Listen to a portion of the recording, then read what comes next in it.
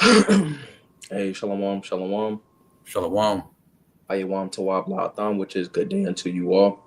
Anach nawaha barisha ale, with Hebrew Israelites coming to you week in and week out through the spirit and power of Yahweh Bahasham Yahweh Shai to preach to you so-called Negroes, Latinos, Native Americans, West Indians, Haitians, and Israelite foreigners. Nachamatam kaya hamalak shamayim kwara, repent ye for the kingdom of heaven is at hand. First and foremost, before we get started, we can go ahead and give all praises, honor, and glory to Yahweh Bahasham, Yahweh Shai Bahasham Rochak Wadash. While double honors to the elders and apostles of Great Millstone that taught us his truth and rule well. And much respect to you, bros, out there pushing his truth with all righteousness and sincerity. Shalom, shalom. Shalom. All right, so not too long ago, we went into, Ha'alap Bayath, which in Hebrew is the Hebrew alphabet. Ha'alap is which right here we got it pulled up, but it says alphabet. Alap goes into alpha, and then the bet actually will be Bayat. All right, and a lot of times in secular history, they'll like to say that alphabet comes from the Greek word alpha beta, but it actually goes back to Alap Bayat, Bahalashman Kwadash, in the Holy Tongue, or in Hebrew, which would be Ibaryah. All right, but we'll read this right here. It says alphabet. It says letters of a language arranged in customary order. 1570s from late Latin alphabetum, in which going into I'm gonna get this real fast. This is Genesis chapter 11 and verse 1. It says, and the whole earth was of one language and of one speech. All right, and which what we'll notice is that all the alphabets essentially they read the same thing. Alphabet that goes into the Greek alpha beta. All right, then also it says alphabetum, which that goes into the Latin. All right, so which in Spanish I believe it's like alfabeto. You correct me if I'm wrong, Yeshaya. Mm-hmm. It's alfabeto, right? Yeah. Okay. Alphabeto. Yeah, alfabeto. Yep. So pretty much they all come from Allah Bayat, all right, in the Hebrew. All right. So it says it is also attested from early 15th century in sense of learning or lore acquired through reading. Words for it in Old English included literally row of letters, array of letters, and compare ABC. So Baba Kushak, could you click into the word for alpha at the top? Con. Con. And it says alpha or alap. It says from Latin alpha, from Greek alpha, from Hebrew or Phoenician aleph, but it's alap. All right, and which Mm-hmm. is Hebrew. The Phoenicians, those was the Canaanites. They ultimately got their language, from us. But it says the sense of beginning of anything is from late 14th century, and in this, it is often paired with omega, which omega goes into the ending. So it says the beginning to the ending, which if I could add to, Yahweh Shai Hamashayach. All right, he represents the whole Hebrew alphabet. It's essentially a representation of him. I'm gonna get this quick AI overview search, and it says the concept of the alphabet reflecting Yahweh Shai can be understood in a few ways. It says some interpret the letters of the Alat Bayat as representing different aspects of Yahweh Shai's character or attributes, while others see the alphabet as a tool for understanding Yahweh Shai's words and his presence in the world, which both of those are true. So it says this interpretation focuses on the richness of Yahweh Shai's identity as revealed in Scripture through his many names and titles, and suggests that Allah Bayat can serve as a way to explore and appreciate these different facets of his being. All right, in which it reads more, but I'm not going to read the whole thing. But pretty much the whole alphabet in Hebrew is essentially a reflection of Yahweh Shai Hamashayach. You had something, bro? Not yet. Okay. Could you go back to that word for beta? Con. Beta. And it says second letter of the Greek alphabet from Hebrew. See, Bayat, that's what Beth goes into. That's how they say it in the modern Hebrew. They say Beth, but it's actually Bayat. And it says used to designate the second of many things. Beta radiation is from 1899. Beta participle is attested from 1904. Beta male, pejorative term for a risk avoidant, non-confrontational man perceived as a follower or supporter rather than a leader is by 2005 transferred from zoology, birds, primates, where it is attested. Compare Alap male under alpha, but pretty much the point was Bayath is the second character. All right, they pretty much start going off in that latter part of that excerpt. But I wanted to get some Mm-hmm. information on the Alap. It says Alap. The sound it makes is ah. Baba Kushal, could you go to the chart? Con.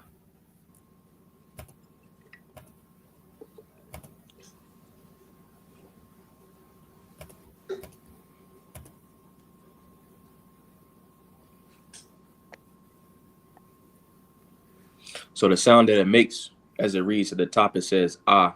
All right, and it says Masapar, which is number, that will be Achad, which is the number one, and it says ox first and strength. Because ultimately, if you look at the symbol for the eye, it looks just like an ox. If you was to place the pointy part, if you turn it, or you put the horns at the top, it would look just like an ox. Or if you Mm-hmm. just did it like that, like the eye goes all the way to the thigh because it's going to finish. Thigh, that's why it says the beginning, or excuse me, the first. All right, and then the thigh says the end. Because the ox starts at the beginning and it finishes to the end. Baba Kushal, could you get Job, Job 35 and 11, and then also I'm gonna get this just to illustrate that point. This is Luke. This is Luke chapter 9, and we'll get verse 62. And it says, and Yahweh said unto him, no man having put his hand to the plow and looking back is fit for the kingdom of the Most High. All right, and ultimately, the scriptures say, learn from the animals, they shall teach thee. So that eye's it ain't going, when we look at it, all right, it's going from the eye to the thigh. It's not going to turn around and be like, nah, I'm not going to finish the alphabet. Nah, like the alap, the ox goes from the eye, ba, ga, and then finishes all the way to the thigh to the end. Mm-hmm. So yeah, Baba Kushal, could you get Job 35 and 11? Con. This is Job 35 and verse 11. It says, "Who teacheth us more than the beasts of the earth, and maketh us wiser than the fowls of heaven?" Mm-hmm. So I'm reading back. It says, "Who teacheth us more than the beasts of the earth, and maketh us wiser than the fowls of heaven?" And that's ultimately because we can learn a lot of things from pretty much the Lord speaks in similitudes. So when we look at the Lord's creation, all right, a lot of times it reflects things that are written in the scriptures. So Mm-hmm. just like right here, you got the alap. The alap is going to finish to the end. Those are going to be the ones that's worthy for the kingdom. All right, the ones that finish at the end. He that endureth until the end, the same shall be saved. Roughly paraphrasing. Just like when we look at the Ga, the second letter, all right, which goes into Gamal, the camel. Well, for someone to get on top of a camel, the camel got to kneel. All right, got to get on his knees. And when you get on your knees, that essentially represents humility because the camel is showing humility to the door. And Yahweh Shai Hamashayach is that door. So essentially the lesson that we learn from that is that we have to show humility. And essentially we got to kiss the sun, which that goes into paying homage and pushing forth this truth. So we can learn a lot of things, through creation, with the animals. All right. Mm-hmm. But I'm gonna read some more information on that. It says Achad, which is one. It also goes into the number 1,000. It represents wisdom. All right.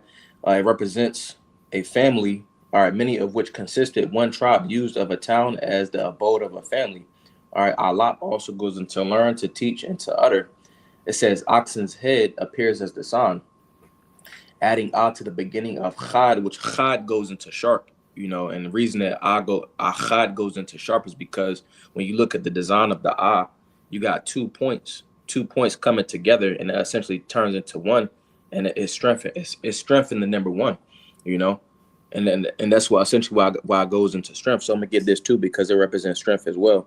This is Proverbs chapter 14. We'll get verse 4, and it says, "Where no oxen are, the crib is clean, but much increase is by the strength of the ox." So showing that the letter I, or the number one, goes into strength. So it Mm-hmm. says, it says, to accustom oneself, be familiar, It says Allah. When you actually break that word down, Allah, the A goes into leader, the first. La goes into authority because La is a staff, and then the Pa goes into words. So when you break that down, it says leader has authority with his words, and that's why Allah, Ahad goes into the number one. Because a lot of times with the 1,000, you would have one person over the 1,000, and that essentially went into the a leader over a tribe or a family. And I'm gonna get this too because it says a leader has authority with his words. I'm gonna get this. This is Psalms Dahoyam, chapter 29, and we'll get verse 1. It says, "The voice of the Lord and the storm." This is a subtitle. It says, "Give unto the Lord, O ye mighty, give unto the Lord glory and strength. Give unto the Lord glory due unto his name. Worship the Lord in the beauty of holiness. The voice of the Lord is upon the waters. The Most High of glory thundereth. The Lord is upon many waters. The voice of the Lord is powerful. The voice of the Lord is full of majesty. The voice of the Lord breaketh the cedars. Yea, the Lord breaketh the cedars of Lebanon." Essentially going into what Allah goes into. The A goes into the number one, a leader. The La goes into authority. The Pa, Pa is your mouth, so you that's your words. So a leader has authority with his words. Essentially going into the Most High Yahweh. In which it can be applied to in a figurative sense as well. Mm-hmm. I'm gonna get this too. This is to get another example. This is Luke chapter 19. You had something, bro? Not yet. I'm still holding some things. Okay. This is Luke chapter 19 and verse 20. It says, "Another came saying, Lord, behold, here is thy pound which I have kept laid up in a napkin. For I feared thee, because thou art an austere man. Thou takest up that thou laidest not down, and reapest that thou didst not sow." And that ultimately goes into the austerity of the Lord, Yahweh Shai Hamashayach. Essentially, the Lord Yahweh Shai comes in the image of the Most High Yahweh, and essentially Allah. That goes into the one that speaks with authority. And when someone is austere, I'm gonna get this word for austere.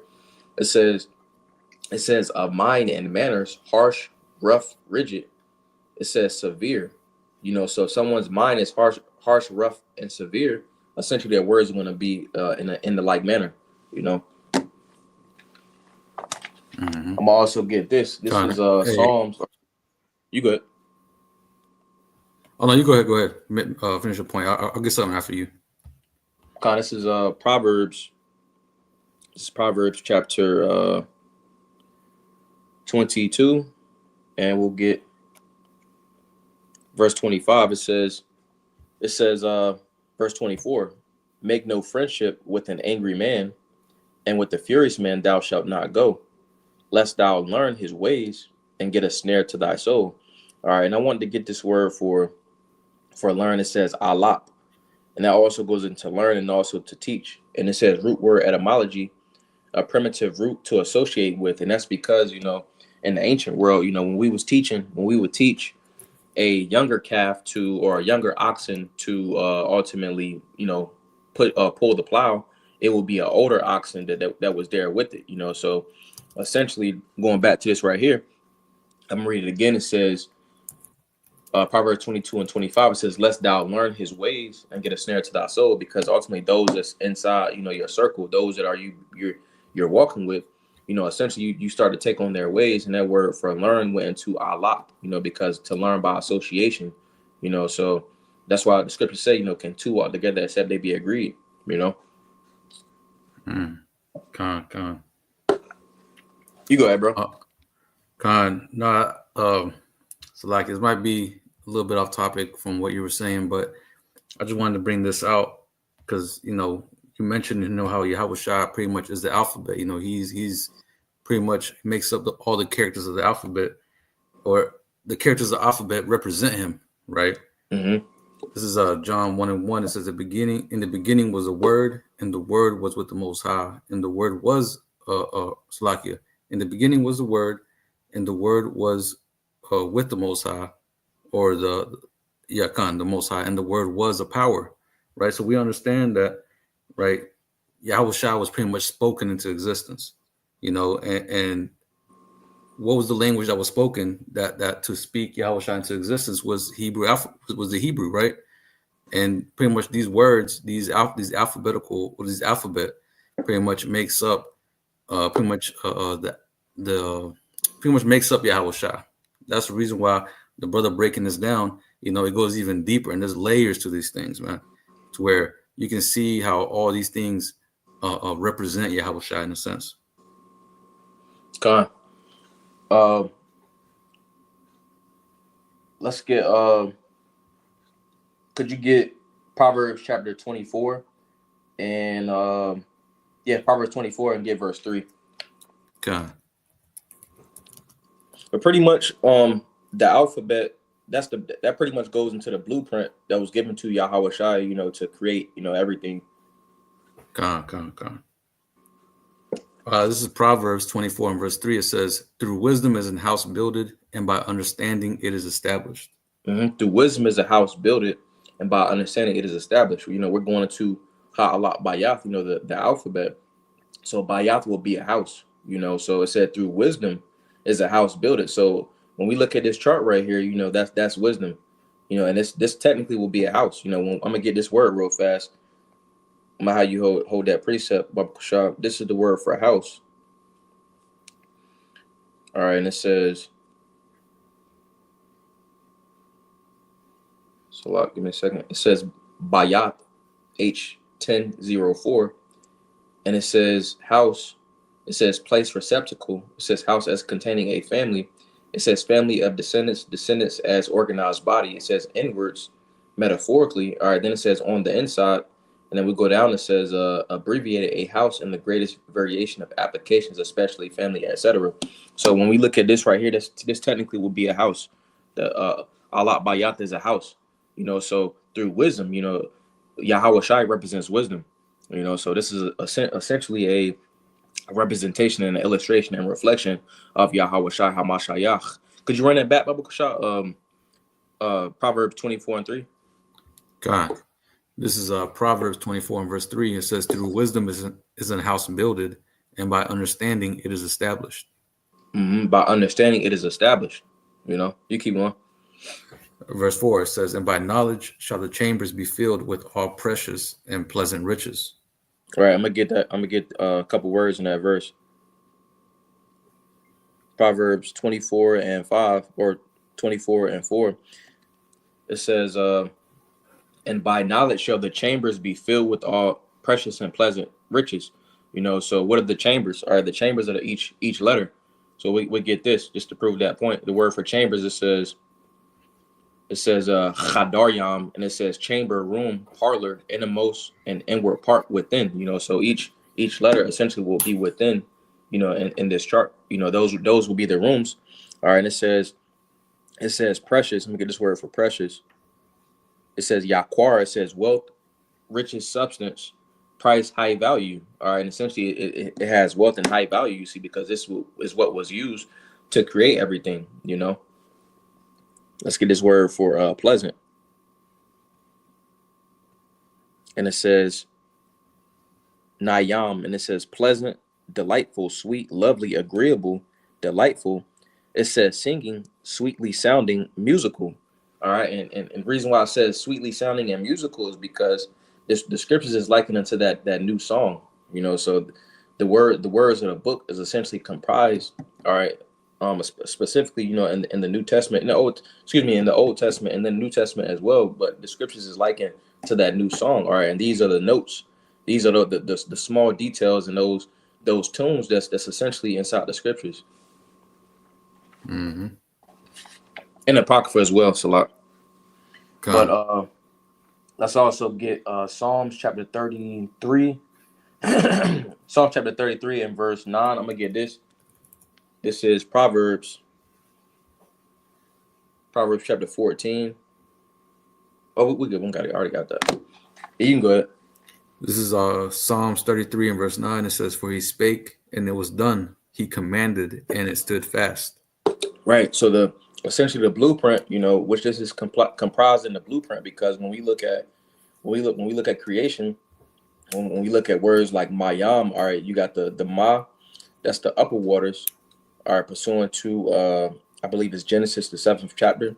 All right, and then you got the Yah that goes into the firmament, but then you also got the Ma, which is the waters beneath.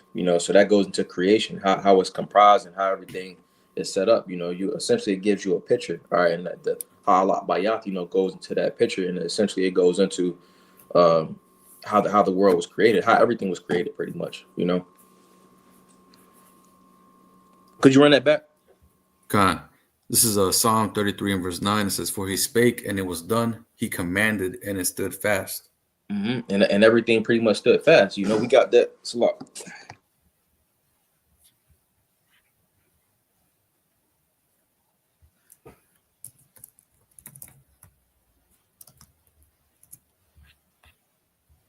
Salah. Jake caught a cramp. Oh, God. How you run that back, bro? God. So reading this back, this is Psalms 33 and verse 9. It says, "For he spake and it was done. He commanded and it stood fast." Pretty much going back to Proverbs chapter 24, and we got verse 4. I'm gonna run that back. This is Proverbs 24 and verse 4. It says, verse 3, it says, Proverbs 24 and 3 says, "Through wisdom is in house builded, and by understanding it is established." So essentially all of those letters going to what was established, essentially going into creation. All right. So from there, we're going to the letter Ba. And for Ba, it says, can you zoom in a little bit? Let me see.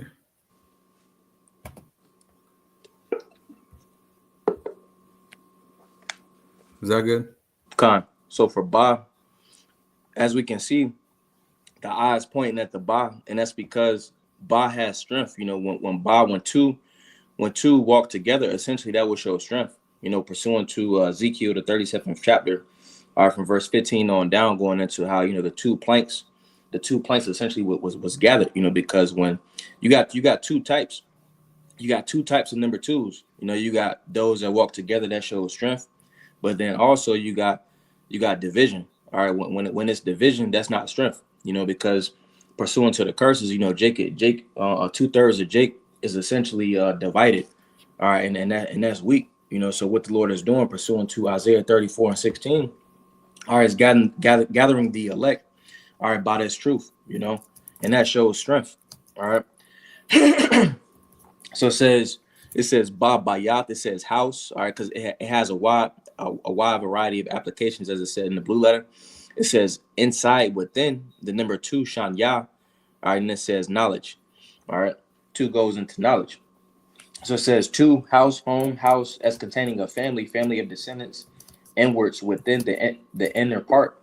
The house of the Most High says wealth, property, what is kept in a house, dwelling, living, habitation, temple, and a daughter. Because a daughter can be likened to a house as well.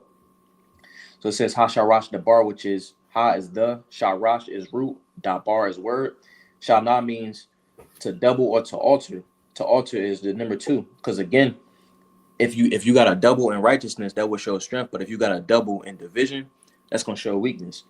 So it says Bayat, it says the Ba goes into house, Yah goes into Yad, which your hand shows what you're able to do. You can work with your hands, so that's your ability. So then the Tha is a sign. So essentially it goes into house ability delineated.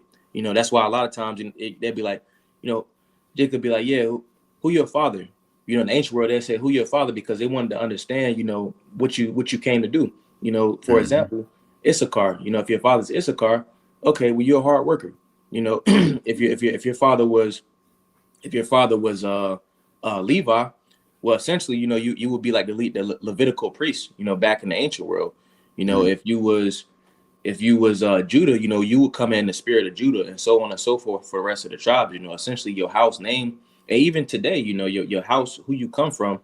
A lot of times the old school Jake, nowadays they be like, who your parents. Now they say who your parents, but back in the ancient world they say who's your father, because essentially that would delineate,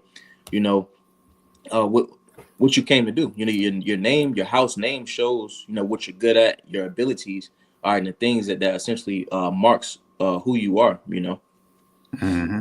So it says, I'm gonna have you get Numbers chapter 1 and verse 4. I'm gonna get Jeremiah 2 and 4. But when you go into Ha'alat Bayat, the alphabet, all right, Alat means to learn, to utter, or to teach. Bayat goes into delineate or to convey information. So I'm gonna get this precept too, because when you ultimately put these together, all right, it says learn what's inside. All right, learn goes into Alat. Bayat is inside. So learn what's inside for the ability to convey information. All right, it says this is why Esau uses a system based on twisted words, i.e., can't. Can't should be cannot. All right, and essentially can't derives from incantation. So I'm gonna get this real fast. This is Bon Sirach. This is Bon Sirach, chapter 17. We'll get verse 5. It says they received the use of the 5 operations of the Lord, and in the 6th place he imparted them understanding, and in the 7th speech, an interpreter of the connotations thereof. And ultimately to be able to convey information, one would have to have a good understanding of the alphabet, Ha'alat Bayat, to ultimately break it down, by the building blocks. All right. In which, when it says, I'm gonna read it again, Bon Sirach 17 and 5, it says, they received the use of the 5 operations of the Lord, and in the 6th place he imparted them understanding, going into the righteous lineage. It says in the 7th, speech and interpreter of the cogitations thereof, and essentially those cogitations goes into the thoughts, so those thoughts are, what we speak, and what we speak is also, it goes back to an alphabet, so that gives us the different sounds and the ability to ultimately convey what we're thinking, because how the Lord made it, I was thinking about this the other day, but how the Lord made it is, Esau likes to, downplay creation and stuff like that, but really, we got a supercomputer. The human body is a computer itself. Like when if you was to think like, all right, let me lift my big toe.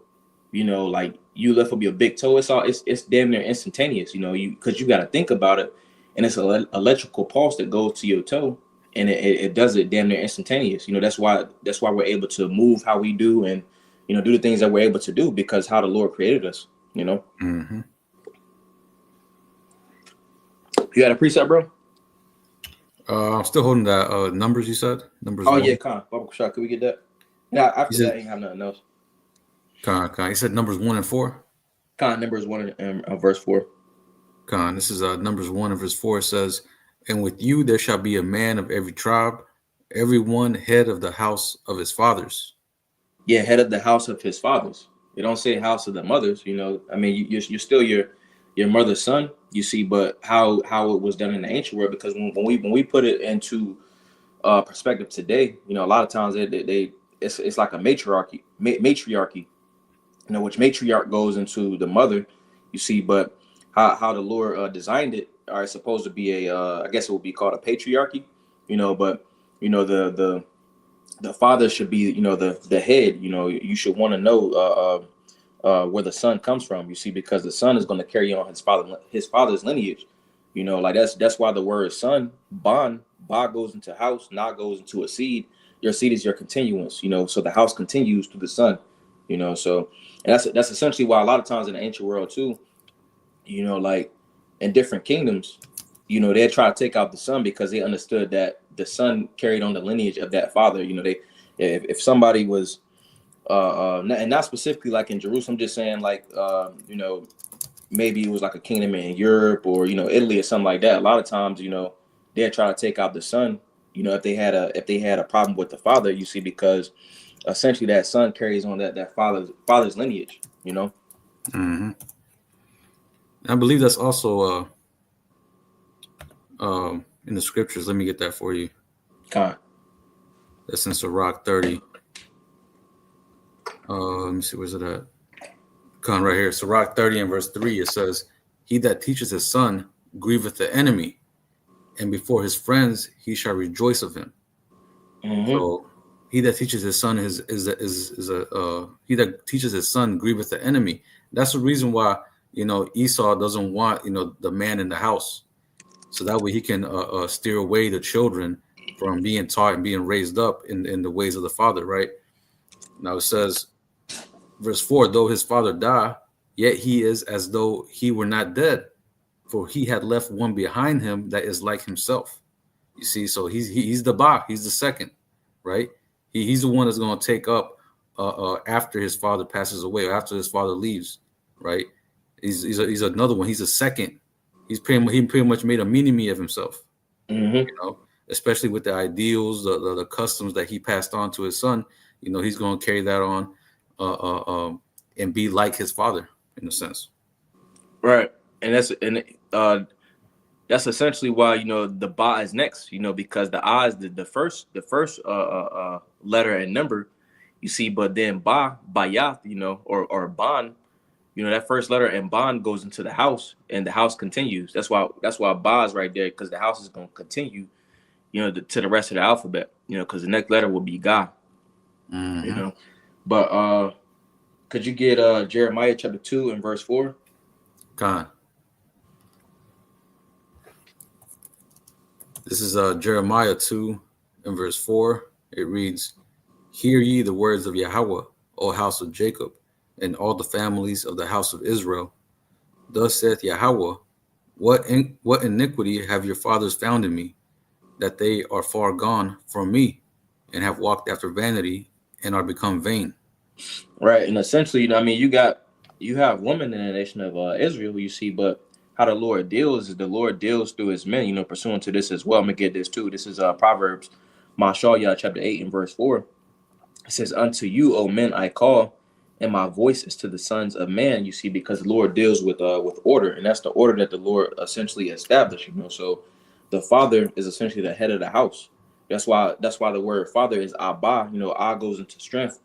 Ba is Bayah, the strength of the house. So that's how it's supposed to be. That's the lineage, or that's the again the order. I'm gonna get this too. Just going into that. This is Mm-hmm.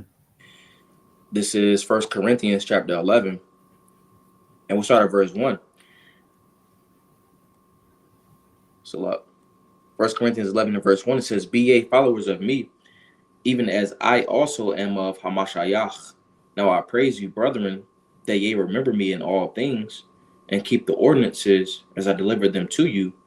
But I will have you know that the head of every man is Hamashiach, and the head of the woman is the man, and the head of Hamashiach is the Most High." You see, so that's essentially the order. All right, the let me see. The head of the man is the Lord Yahweh Shai. All right, the head of the woman is the man. All right, and then under that, the woman will be over the woman, or excuse me, the children. And it says the head of Hamashiach is the Most High. You see, so that's the order, and that's the ordinances that the Lord essentially established. So how it is today, that's not how it should be. I'm gonna get that too. This is Jeremiah. This is Jeremiah chapter 31, and we'll get verse 22. And it says, "How long wilt thou go about, O thou backsliding daughter? For the Lord hath created a new thing in the earth. A woman shall compass a man." And how the societal norms is today, essentially with the man being the head of the house, in ancient times, all right, from a reversal due to prophecy, the woman has essentially replaced or taken the place of a man. That's why we have the matriarchy, predominantly, all right, around the world, Mm-hmm. That's why so many metropolises, all over America, Babylon the Great, you see, because they put the woman, over the man, you see. But what's happening right now is the Lord is restoring order, all right, and the man, all right, is going back into his rightful place, starting with the elect. Mm-hmm. But that was pretty much all I had, bro. If you ain't I just have one more precept to add, because you mentioned the point how two pretty much add strength, right? Because the ba, the building up of the house. This is Sirach chapter 4 and verse 9. It says, "Two are better than one, because they have a good reward for their labor. For if they fall, the one will lift up his fellow. But woe to him that is alone when he falleth, for he hath not another to help him up." that's Ecclesiastes. Yeah, Salakia. Oh, Salakia. That's Sirach. Salakia. I meant Ecclesiastes. Yeah, Ecclesiastes 4 and 9. I mean 4 and 9 through 10, right? So like it reads, right? Two is better than one. Like, just like when you make a tent, you're making some shelter, you're gonna need at least two walls to hold that thing up. One ain't gonna hold it up. right? Usually you use 4 walls, but really it's better to have 2 walls to hold that frame up.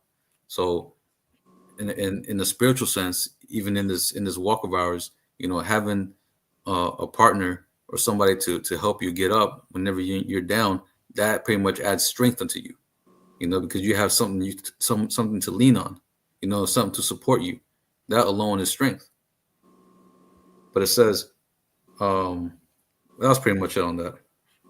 Kind because if it was like when you think about it in terms of a rope, all right, which time and time again throughout the Hebrew alphabet and how the words are comprised, any type of word that deals with the rope, it's never just one strand. It's always either two to it's generally it's three, but two, two is gonna give you stability. Two is gonna give you, as the eye is pointing to the bar, if you got two working together, it's gonna show strength, Mm-hmm. Oh, hey, since you said that, it's just down here in verse 12. It says, if one prevail against him, 2 shall withstand him, and the threefold cord is not quickly broken. Right. So just adding to your point. I'm gonna get this too, because essentially applying that to this as well. This is Ephesians chapter 2, and we'll get verse 14. It says, verse 13. It says, but now in Hamashayach Yahawashai, who sometimes were far off, are made nigh by the blood of Hamashayach, for he is our peace, who hath made both one, and hath broken down the middle wall of partition between us, having abolished in his flesh the enmity, even the law of the commandments, even the law of commandments contained in ordinances, to make in himself of twain one new man, so making peace, and that he might reconcile both unto the Most High in one body by the cross, having slain the enmity thereby. So again, Jake essentially operating in the fashion of being divided, that there is no strength, all right, in that, so it's actually strength in operating as one. You see, that's why I'm gonna get this too, because being that the elect is operating as one, it's scaring Esau Edom. This is Revelation chapter 11, and we'll get verse 11. It says, verse 10. It says, and they that dwell upon the earth shall rejoice over them. And I start from verse 9. It says, and they of the people and kindreds and tongues and nations shall see their dead bodies 3 days and a half, and shall not suffer their dead bodies to be put in graves. And that essentially goes into, the nations not wanting to tell Jake, what would give true rest. All right, ultimately going into, this truth, their actual identity. Verse 10, and they that dwell upon the earth shall rejoice over them, and make merry, and shall send gifts one to another, because these two prophets tormented them that dwell on the earth, and ultimately, during the times of slavery, they was actually sending Jake, as gifts.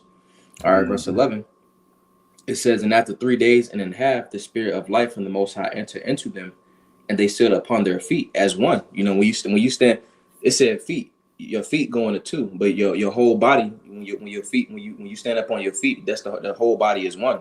So it says, and after 3 days and a half, the spirit of life from the Most High entered into them, and they stood upon their feet, and great fear fell upon them which saw them. All right, ultimately, going into the elect, the elect is standing upon their feet, and fear is falling upon, chiefly Esau Edom, you see, because it's power in the number one, it's strength in the number one. And that scares Esau Edom, because he understands that essentially his kingdom is finished. It's through.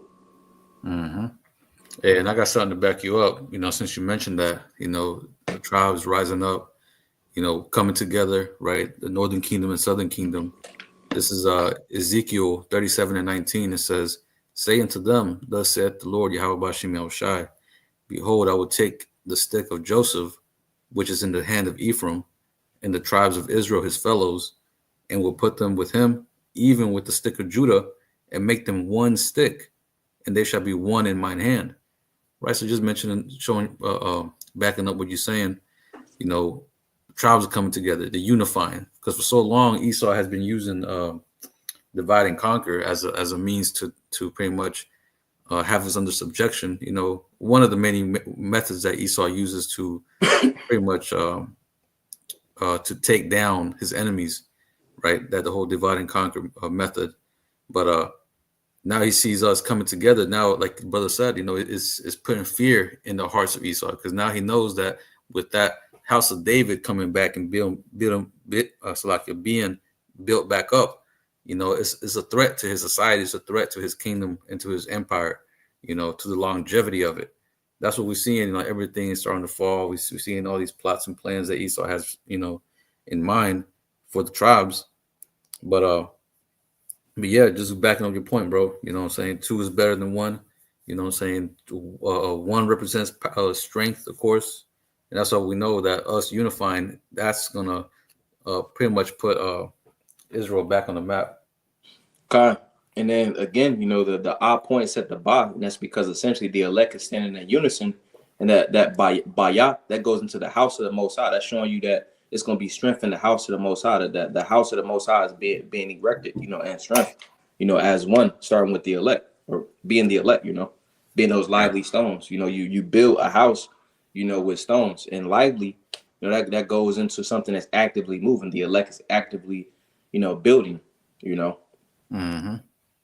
And then that goes into the other part of the vision, because 2 kingdoms will essentially going into, just in, history, 2 kingdoms can't stand at the same time, so it's we're in that transition period, because the elect is being erected, all right, while Esau Edom is going down, Right. Con. But that's pretty much all I had, bro. Con. Yeah, that was it. Well, hey, I don't want to Zaza about Naya Paulus, what was a beautiful edification through the spirit. While I don't want to Zaza Atham Yash Yawam Tawab, Lord, as well. You all have a good day. Watch Shalom Lakan, which is peace unto you out. Well, we can go ahead and close it up by saying, Call Halayim La, Yahweh Bahasham, Yahweh Shai, Bahasham, Rachak, Wadash. While double honors to the elders and apostles of Great Millstone that taught us his truth and rule well, and much respect to you, bros, that they're pushing the truth with all righteousness and sincerity. Shalom, Shalom, Shalom Lakan, which is peace unto you all. Shalom. Shalom.